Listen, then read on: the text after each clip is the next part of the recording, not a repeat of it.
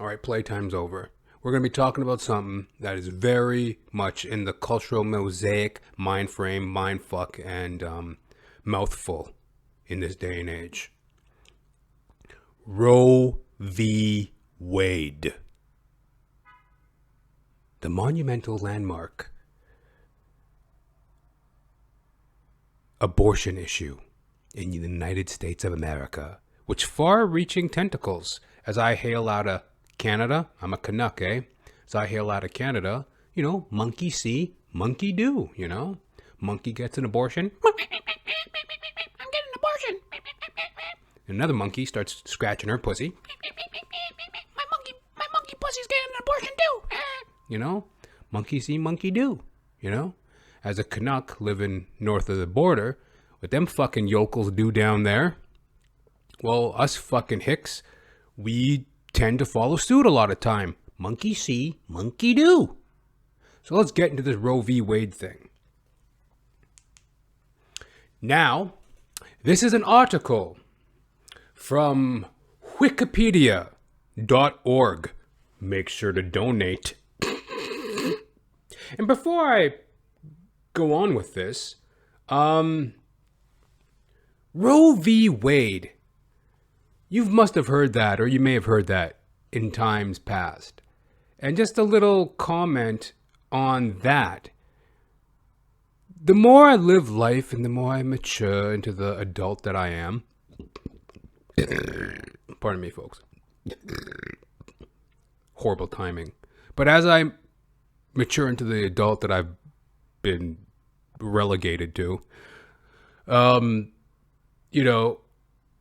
you hear things, like Roe v. Wade, Watergate, Bay of Pigs, Gulf of Tonkin.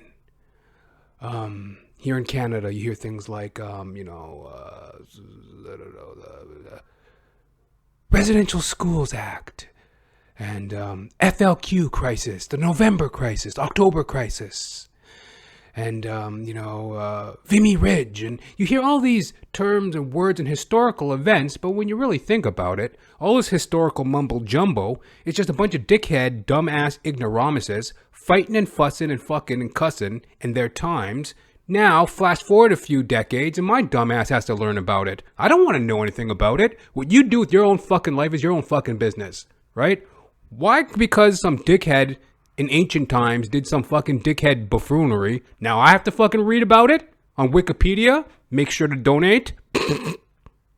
So, do you see my point? So, I remember growing up hearing Roe v. Wade, Roe v. Wade, Roe v. Wade. And it just, you'd hear somebody talking on a talk show. Well, women have always been fighting with these types of issues and stigmas and stigmatations since, dating back to Roe v. Wade, RVW. And they just say it with such a profundity, or whatever the fucking word is. They say it with such a emphasis, or just such a smugness, a little bit of an obtuseness, a little facetiousness, or, smug, whatever words you can fill in there, and they just say it, it's, RVW, dating back to RVW. It's like, I don't know every little fucking thing that ever fucking happened, all right? Knock it off. I'm not a walking lexicon, a fucking thesaurus with fucking 2 legs and a fucking 12-inch dick, all right? I'm not a fucking walking dictionary. I don't know every damn thing that happens, right? So, Roe v. Wade was one of those things. It gets annoying after a while because it's almost like the myth of the word or the term gives it much more importance than it is. And what it's really about is just a bunch of fucking mental patients doing mental things in their own time. Korean War,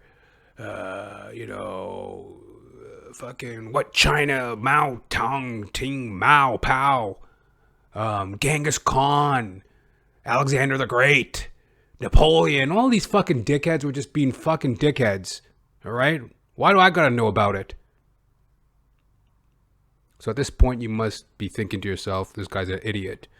But I'm really not. I think I'm rather insightful at times. And I half joke. But do you see my point? History is just what we make of it. Is it not? And there's the right thing, and then there's the wrong thing. So let's get into this. We're going to get into this here. So again, make sure to donate. Wikipedia.org. This is an article. Roe v. Wade. Roe v. Wade was a 1971 to 1973 landmark decision by the Supreme Court of the United States. It ruled that a state law that banned abortion was unconstitutional. The decision said that a woman's right to privacy extended to the fetus/unborn child she was carrying. In the view of the court, during the first trimester, an abortion was no more dangerous than carrying the fetus/child full term. Or rather, in the view of the court, during the first trimester, an abortion was no more dangerous than carrying the fetus/child full term. Wow. See, I didn't know that. Maybe a little historical reading is all right from time to time. They considered carrying a child full term the same danger as an abortion. So I guess they know better than Mother Nature. I mean, women been popping out fucking babies out them fucking yams for a millennium or so, 2,000 years or some shit. You know what I mean? And all of a sudden, these dummies in the little fucking courthouse know what the fuck it is to,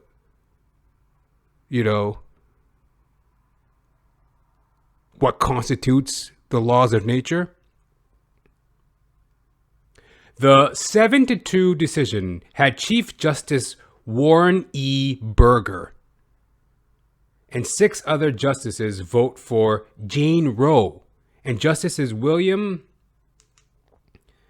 Rehnquist and Byron White vote against it. The decision divided the United States and is still controversial. People become divided into pro-life and pro-choice groups. Pro-life supporters argue that the unborn baby has the same right to life as other people, and the government should intervene to protect it. Pro-choice supporters believe that the unborn baby is not the same as a person, and that the woman has the right to choose what she wants to do with her body, and that the government should not intervene. Roe was limited by later decision, Webster v. Reproduction Health Services, 1989, which allowed the regulation of abortion in some cases. Several states have considered laws banning abortions altogether. In May 2022, a leaked draft of the Supreme Court's decision to overrule Roe v. Wade was published. On June 24th, 2022, the Supreme Court overturned Roe v. Wade. That's a little background. Some whore was fighting the Supreme Court about her right to get an abortion. Roe v. Wade. And it has been overturned. On June 24th, 2022, the Supreme Court overturned Roe v. Wade. So, the original verdict, the original landmark or whatever, the original decision by the U.S. Supreme Court, it ruled that a state law that banned abortion was unconstitutional. So state laws couldn't ban abortions. They were unconstitutional. So this overturning of Roe v. Wade, it is now up to the state to rule on abortion rights.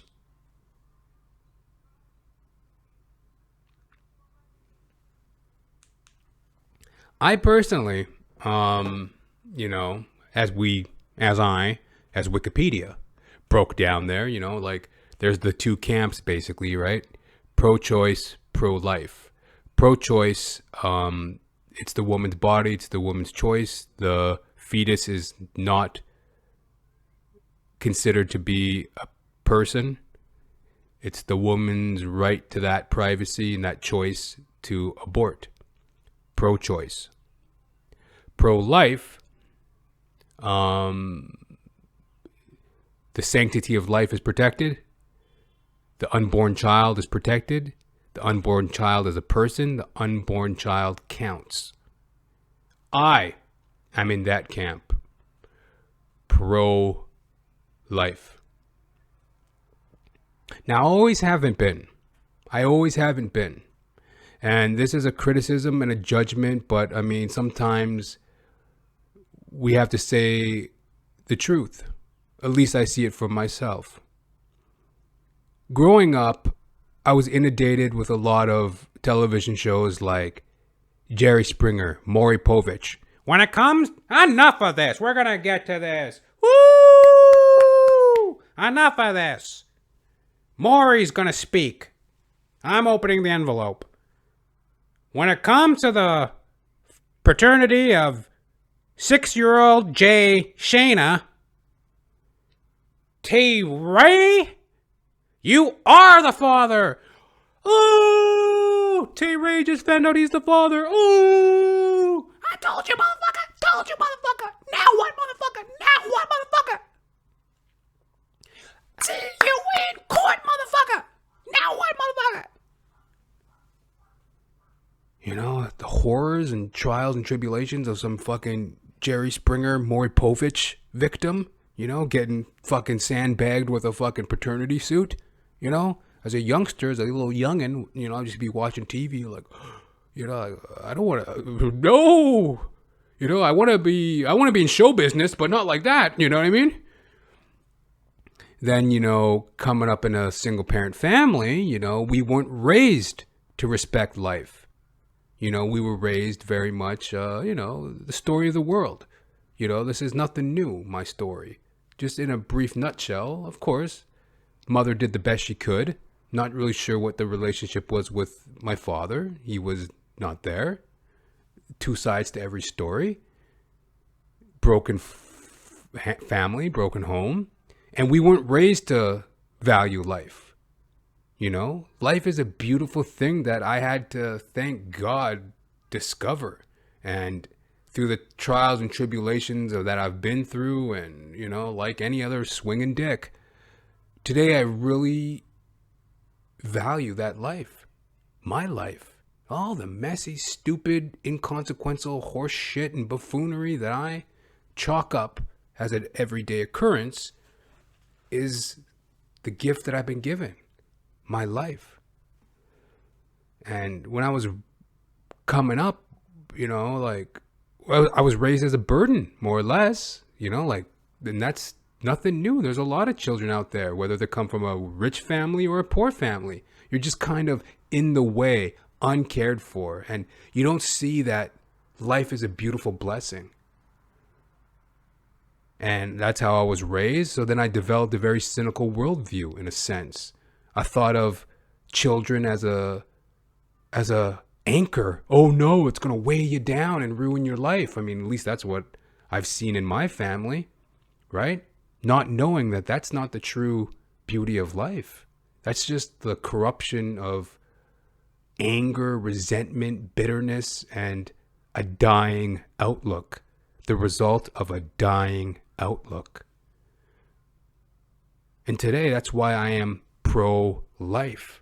I'm pro-living. I got a living, lively, loved, little bit of an alliteration. I got a living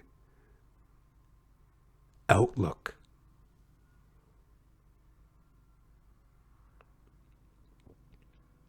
And, you know, a woman does have choice. She does have the right to choice, pro-choice. I'm being a little facetious, but she does have the right to a choice. She has the choice to abstain. She has the choice to, you know, take it in the butt. She's got the choice to, you know, I'm joking around a little bit, but, you know, like contraception, birth control, prophylactics, condoms, hand jobs. Like, there's a choice. So if a woman is so choosing, make that choice. You know, but you don't have the right to kill a child. To kill an unborn child. And the child is itself a person. It has now become a person. And why would you want to deny that person the ticket to the greatest show on earth? Life. Life is the greatest show on earth, you know. You know how hard them little sperms and eggs are working, scrambling around in there, trying to get the damn thing together. And once that ignition hits, you know, the little sperm, he hits the egg, right? And, wow! Jackpot! You know, I hit the jackpot! I'm gonna be born! I hit the jackpot! Yeah! You know, a little sperm and little eggs are just like, you know, high-fiving each other and stuff. You know, he hit the lottery. He's gonna be born. Oh my God. Why would you want to cancel the greatest ticket, the greatest show on earth? Life. And, you know, one counter argument I heard to that, you know, is like, you know, the typical counter argument. Well, what about cases in which women are raped or, you know, incest, fatherly incest? Tragically. And those are like what? Those cases are like what? 0.1% of the entire scope of abortion. Stick the data up your ass, you know it's true. And the counter that I heard to that is, it's like, okay, so a woman's raped, horrific, horrible. And we need to catch that rapist and give them the due penalty. But why take one tragedy and turn it into another tragedy? Right? The child is innocent. Why not birth the child, put it up for adoption? And in the same case with all issues of abortion in general, why not birth the child, give it up for adoption? It's a very dark thing. A very dark thing to get an abortion. All these little opinion ads are coming out, opinion pieces are coming up on news feeds. Women giving their stories and testimonies of abortion. This one woman, she's like, I'm the proud owner of 2 abortions, and it helped me find out who I was. And she's got this look on her face. It's like, you're proud to demonstrate that you had 2 abortions so you could find yourself. And I'm being hypocritical.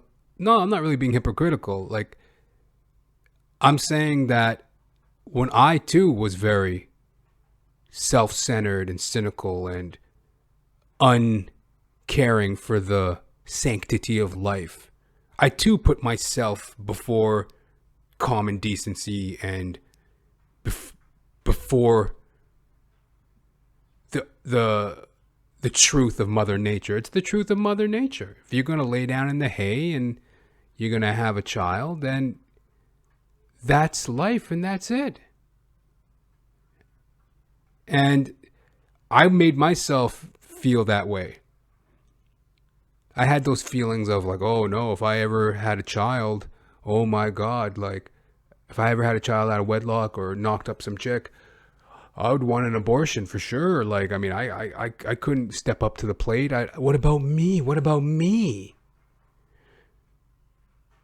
Because I was raised with a dying outlook, as I aforementioned. The broken family, the twisted entertainment and media that I saw growing up.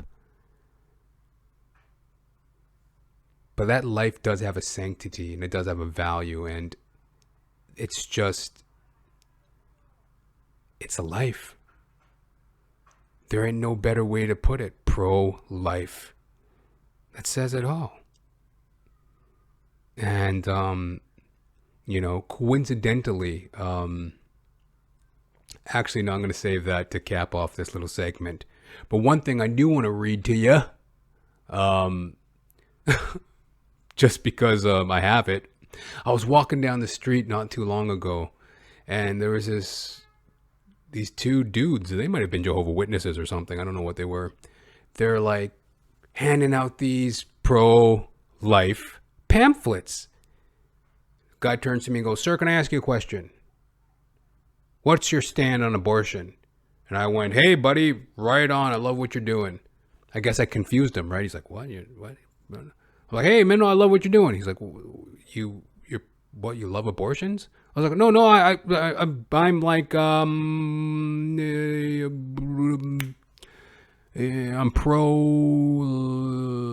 pro-life." Took me a second, right? It's like not every day you walk around thinking about killing kids, right? So it's like I wasn't really thinking about abortions, right? So I was like, "What am I? Pro-life." And I'm like, "Yeah, man, I love what you guys are doing. I'm pro-life." And they said, "God bless you, sir." And I said, "Thank you." And they handed me a pamphlet. Hadn't had the chance to read it. I'm going to share it with y'all now. It's a little crumpled up, looks like a, first trimester abortion, or it's kind of crinkled up. But this is a little pamphlet that they handed me. Shouldn't all human beings have human rights? See? A little baby in the womb. I don't know if y'all can see that. Shouldn't all human beings have rights? A little baby in the womb. That's a 7-week embryo. You can see the bulbous little brain. You can see his little brain, his little eyes, cute little fingers, and his little dink. I think he's got a little dick, you know what I mean? Shouldn't all human beings have rights? Well, no shit. That's what I say.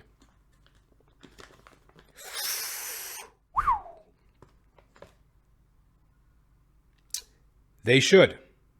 10-week aborted fetus. So there's a picture of a 10-week aborted fetus. It's horrific. It's very sad. I'm not gonna show it on camera. It's like a little, looks like a little tiny, like a little gingerbread man from Shrek. Oh, I'm a little I'm a little gingerbread man. Whoa, little gingerbread man from Shrek. He looks like a little gingerbread man, but like all covered in blood. A little ginger dead man, a little bloody gingerbread man. Little tiny intestines ripped out, little tiny fingers, bloody brains. There's a picture of a 10-week aborted fetus. It's fucking horrific. But in Canada, we violently deny human rights to pre-born human beings. Over 100,000 children in Canada are killed by abortion every year. 100,000 abortions a year. How is this allowed to happen? Because we have stripped pre-born children of their human rights by arbitrarily defining them as not human beings under the law. Section 223, parentheses 1, Section 223, parentheses 1 of the Criminal Code of Canada states a child becomes a human being within meaning of this act when it has completely proceeded in a living state from the body of its mother. In contradiction to this, the UN Declaration of Human Rights states recognition of the inherent dignity and of the equal and inalienable rights of all members of the human family is foundation of freedom, justice, and peace in the world. So now it just gets into terminology, legal litigation, blah, blah, blah. It defies reason that some would claim the preborn are not human beings. Think about it. If something is growing, isn't it alive? Well, that's a good point. If something has human parents, aren't they human offspring? Well, that's true. And we humans have human rights, don't we? Well, I think I do. So since the preborn are growing and have human parents, then it follows that they are live human beings. And since abortion kills them, then we know it is a human rights violation. What about different circumstances? There are often difficult circumstances surrounding a pregnancy, but just as there are difficult circumstances surrounding all stages of life. However, does that give us the right to kill human beings? Good point. You know, it's like, oh, this woman, like for the example I mentioned, there was an opinion piece that I read, that I skimmed over.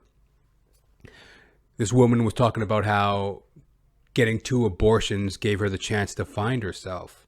But just as there are different circumstances surrounding all stages of life, I mean, does that give the right to kill human beings? I mean, you know, if it wasn't for her 2 abortions, she wouldn't be able to go find herself.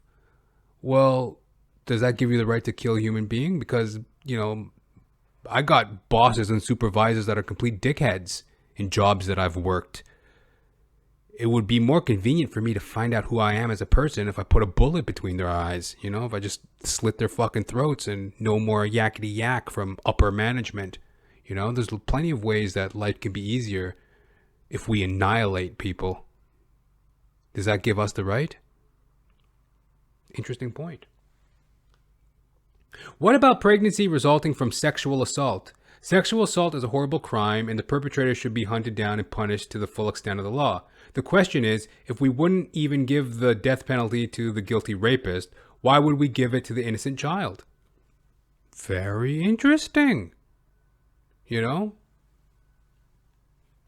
And this isn't about me, you know, I think it's very easy, especially in this time, the age we live in right now, 2022. There's, you know, the battle of the sexes. And what is a gender to begin with? But there's the battle of the sexes and the whole gender identity thing. But one thing between men and women is there seems to be a butting of heads, a showing of wills. And I'm not on this pro-life wagon for a fad or to express my contempt for women as a young man in, you know, this time. And, you know, but that's a good point. If we're not going to put the guilty rapist to death, why would we give an innocent child a death sentence? And it's not about a woman's choice. It's about the universal code. And the male's DNA and the woman's DNA, the man and the woman put the child together. It's not the woman's choice. And that child is a person. It's not even about the father or the mother at the point. It's about the child, the unborn child, the living human. I mean, would you step on a caterpillar? You ever seen a little caterpillar sometimes crawling across your carpet?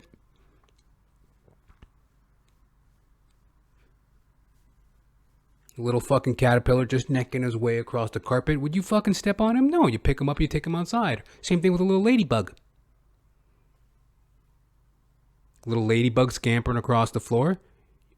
Kind of a pervert would step on a ladybug. You know, you pick it up on you scoop it up on a little magazine cover and you fling it outdoors, right?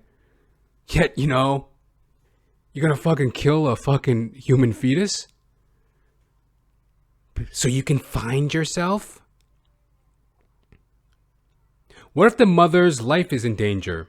Planned Parenthood abortionist Alan Gutmacher has said, today it is possible for almost any patient to be brought through pregnancy alive. Abortion is never medically necessary to save the child, to save the life of the mother, and it is always wrong. What we are advocating is that both lives have to be taken into consideration and valued equally. Okay, see a full explanation at endthekilling.ca/life. So apparently, even in the words of some Planned Parenthood abortionist, today it is possible for almost any patient to be brought through pregnancy alive. So it's not even a question of saving the mother's life for like 99.9% of the time. I mean, that's not even an issue. It's just like a thing that it's just like a little scapegoat excuse that they use. Even in the words of Planned Parenthood abortionist, I mean, they recognize that reality. In this day and age, it's possible for most any patient to be brought through pregnancy alive. Human beings have human rights. Human rights begin with when the human begins. Science tells that a human begins at fertilization.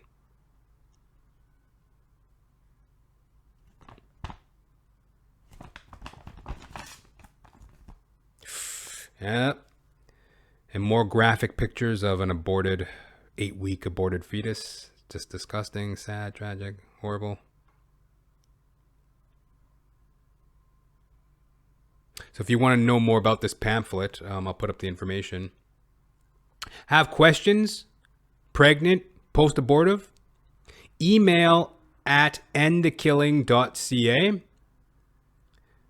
www.choice42.ca. www.healingandhelp.ca. Little disclosure, I'm not affiliated with any of this. I'm just pro-life. So you can contact this organization if you want more information. Endthekilling.ca. Yeah. You know, like when you're so obsessed and afraid for yourself and your little mortal concerns, it becomes easy to just kind of put decency out the window. You want the good life. You want to have all the shiny objects and pointless parties and careless meanderings of a lifestyle of the rich and famous. It's very cynical, and it's a very dead outlook when life is the meaningful thing. And I'd like to thank all the women. It's not in my fucking deck of cards to be thanking women too often.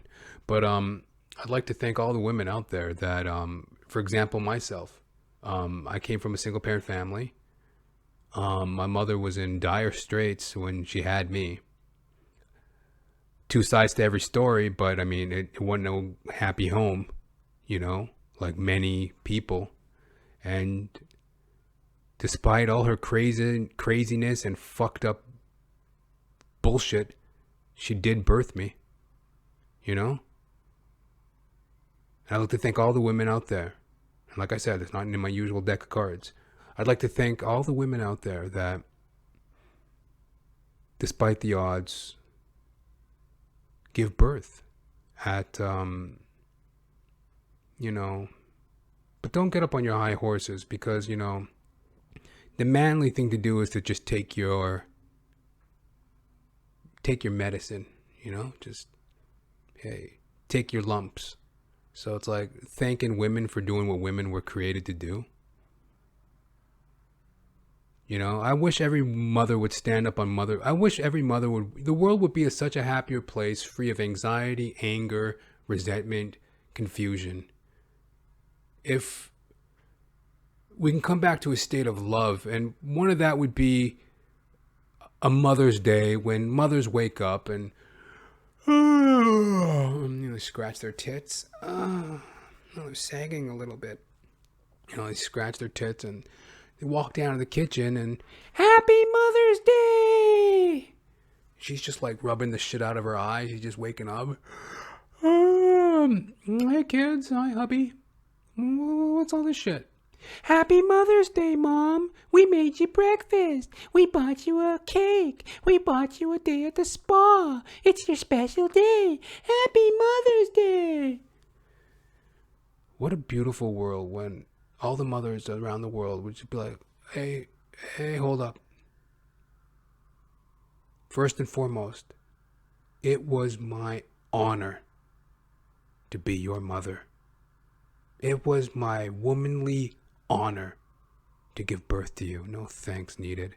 Get the shit out of here. Really, all I want to do is, walk around with no bra and scratch my pussy today. Guys, leave me alone for a bit. I might have a little alone time with the old Vibratron, you know what I mean? But that's really all I want to do. I mean, you don't have to give me no Mother's Day present. What the fuck? I mean, it was my honor to be your mother. Because all this crazy fucked up confusion starts at the home, These fucked up mothers that impart their anger and resentment and craziness on their fucking kids. These fucked up fathers that aren't man enough to deal with the wife and they're not in the home and they got their anger and resentments that they barrel down on the child as well. If I had a little bit more respect for life and family and the things that actually mean something, this world would be a better place. And I want to leave y'all with a little thought. Classic Dave Chappelle bit. It's one of his jokes on one of his Netflix specials. I think it was Sticks and Stones. But anyway, one of his Netflix specials as of late, last few years, he had a bit, and not to do the bit, the point of the bit was, and in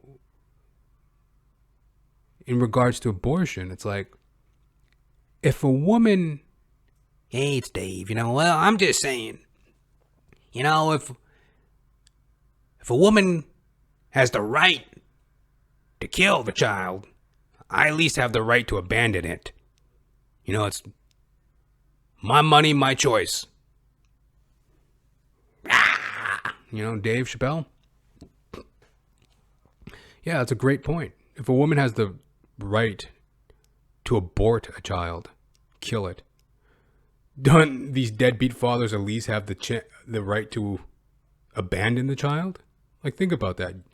These women always want it. That's the funny thing about women that, like I said, it's not always in my deck of cards. After I stroke their ego there, let me knock it down back to reality. It's like, there's always the double standard of like, they just can't say when there's something that's true in regards to their character defects. As if we just make this shit up and, oh yeah, we're just going to make up these criticisms and point out these obvious traits to make them up. It's like they always want it both ways. Which is it? Is it that, they always want to eat their cake and have it too. Have their cake and eat it too. It's like, if you want the complete, like, how can you justify killing a child yet penalize a man for abandoning the child? I'm far greater happier that my father abandoned me than my mother aborted me. Far greater. And I don't even know if my father abandoned me. That's just really I'm going to hopefully get some clarification on that in my lifetime.